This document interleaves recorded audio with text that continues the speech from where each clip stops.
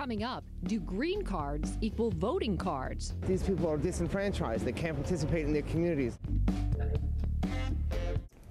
They're from other countries, they're here legally, but they're not considered citizens. And until now, they couldn't vote for, let's say, mayor or city council. But that could change. But how much could that change New York City? The goal of this bill is to be able to get those who hold green cards to be able to vote and to participate in the system. The state system they reportedly pay more than $18 million in taxes to. Councilman Daniel Drum is a Democrat who represents Jackson Heights, Queens. It's estimated there's probably about 1 million people who would qualify for this.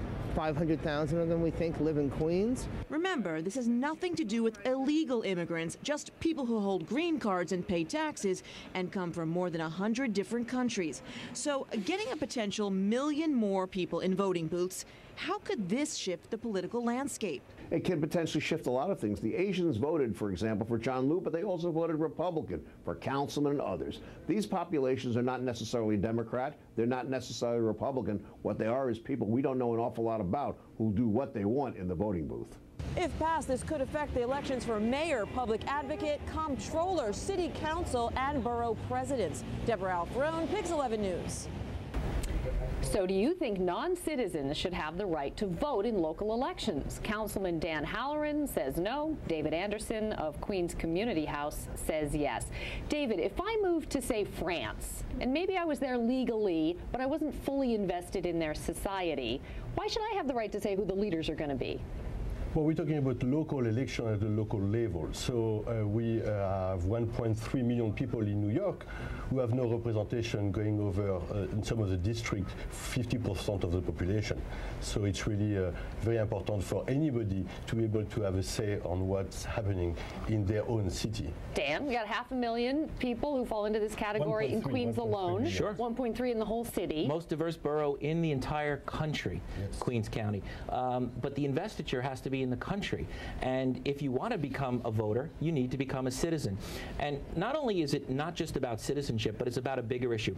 This particular bill, first of all, has constitutional issues. The state constitution, Article 3, specifically speaks to voting being the province of citizens of the state of New York. Although for much of U.S. history, a lot of states allowed non-citizens to vote. Absolutely, until our immigration laws began to catch up with the times, and people were actually in this country longer than its founding.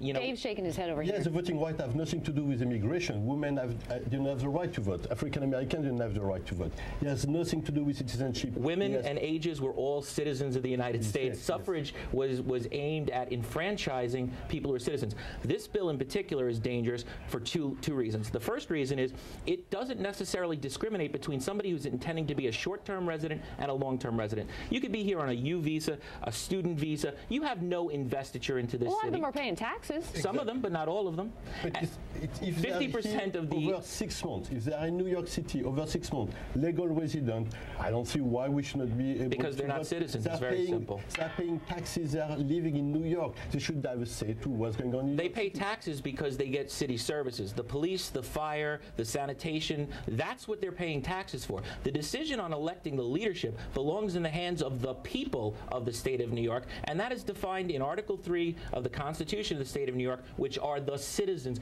Nowhere in this country, like New York. Now, San Francisco has it for their school boards, but not for their city government. Maryland, not for their city government. Brookline, Massachusetts, just 2 weeks ago, passed legislation. Population 40,000 people. Very affluent, small community. Really not analogous at all to the 9 million people of the city of New York. San Francisco, the only analogous city, refused to accept this proposition. In fact, this year they overwhelmingly rejected it this year. 2%. Real quick, David, I want to give you the last word. Yes. What about the slippery slope argument? If you allow non-citizens to vote, then isn't the next step going to be to allow people who are not even here legally to vote?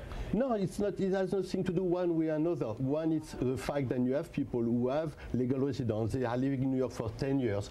If I live in San Francisco, I come to New York tomorrow. I can vote in New York. What do I know about New York City?